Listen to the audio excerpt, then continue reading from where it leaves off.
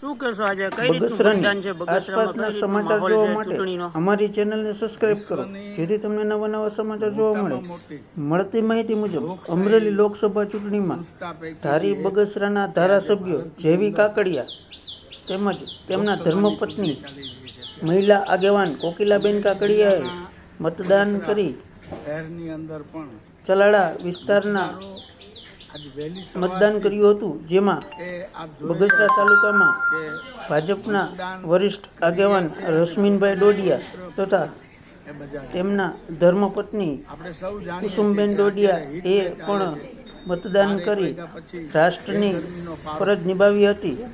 તેમજ બગસરાના જુદા જુદા વોર્ડમાં નગરપાલિકાના સદસ્યો અને નગરપાલિકાના ઉપપ્રમુખ એ પણ મતદાન કરી રાષ્ટ્રની ફરજ નિભાવી હતી. તેમજ આસપાસના બગસરા તાલુકાના આગેવાનો દ્વારા પણ મતદાન કરવામાં આવ્યું હતું અને વહેલી સવારેથી જ લાઈનો લાગી હતી અને 42 ડિગ્રી તાપમાનમાં પણ વહેલી સવારથી આવી પહોંચ્યા હતા અને મતદાનની શરૂઆત સારી થઈ હતી. રિપોર્ટર સમીર વિરાણી, બગસરા. ઘરકામ છે એ મૂકીને પણ એને એવું થાય છે કે ચલો પહેલા આપણે મતદાન કરી આવીએ. મતદાન એ કરવાની આપણી એક ફરજ છે નાગરિકની.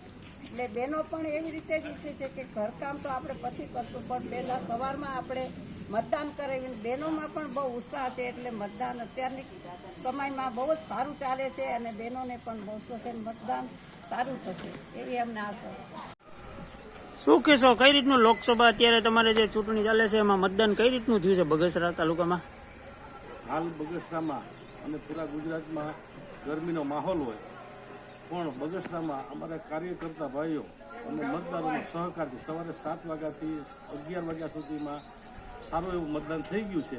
અને જે કાંઈ જૂજ બાકી છે એ બપોરેના ટાઈમમાં અમે એ લોકોને બોલાવી વાહનની વ્યવસ્થા કરીને પણ મતદાન ચોક્કસ કરાવશું. અને મતદાનનો માહોલ ભાજપ થકી બહુ સારો છે. સવારના 7થી મહિલાનો એટલો બધો ઉત્સાહ છે કે જૂથબદ્ધ મહિલાઓ મતદાન કરવા માટે હોશે હોશે નીકળી ગયા છે અને પુરુષો ભાઈઓનો પણ પૂરો સપોર્ટ છે. અને ગરમીના હિસાબે સવારથી જ માહોલ સારો છે.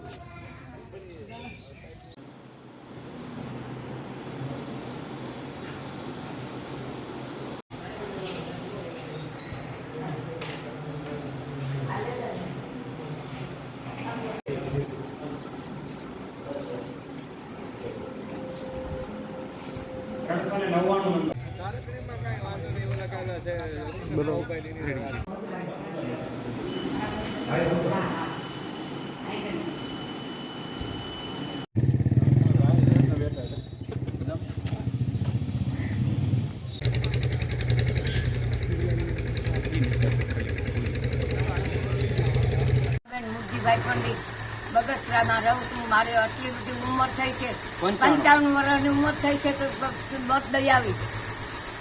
બીજું